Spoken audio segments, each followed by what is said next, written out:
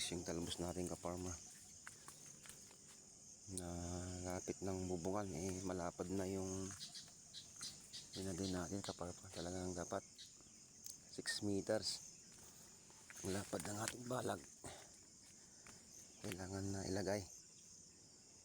Nung una masikip ka-farmer, ngayon medyo linawag ko, ganun pa rin. Talagang salubong na ang ginawa natin ka-farmer, no? Doon lahat yung takbo, yung iba naman doon para dito sa hindi masyadong makapal sa gitna. Malaki na rin ka-farmer ang bunga.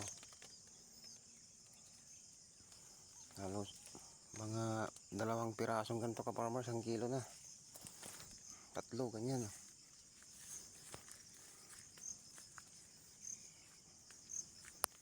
Grabe ka-farmer.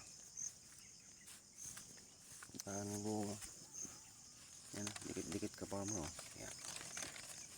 Yan. Lalaki. 3 piraso, 1 kilo. Yan mo ka-farmer, oh. Ganyan ang bunga. Grabe, oh. Nandun sa baba. Dikit-dikit ka-farmer. Dikit-dikit yung bunga. Wala nang maakyatan ng ibang talbos natin ka-farmer dahil sa sobrang kapal, oh. Halos ang dami nang namatay dyan ka-farmer.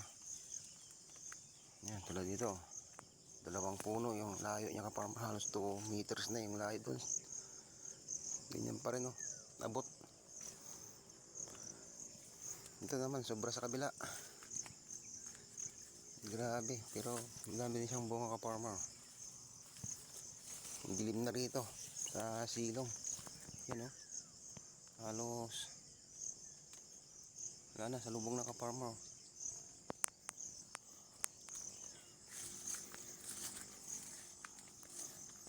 Nabuhay lang dito ka-farmer.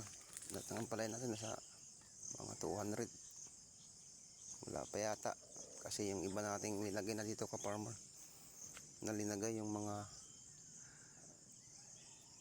inbred, pero yung nilagay na dito na hybrid ka-farmer.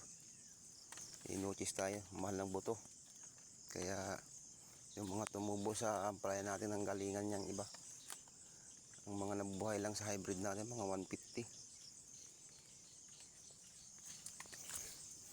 Yan ka-farmer.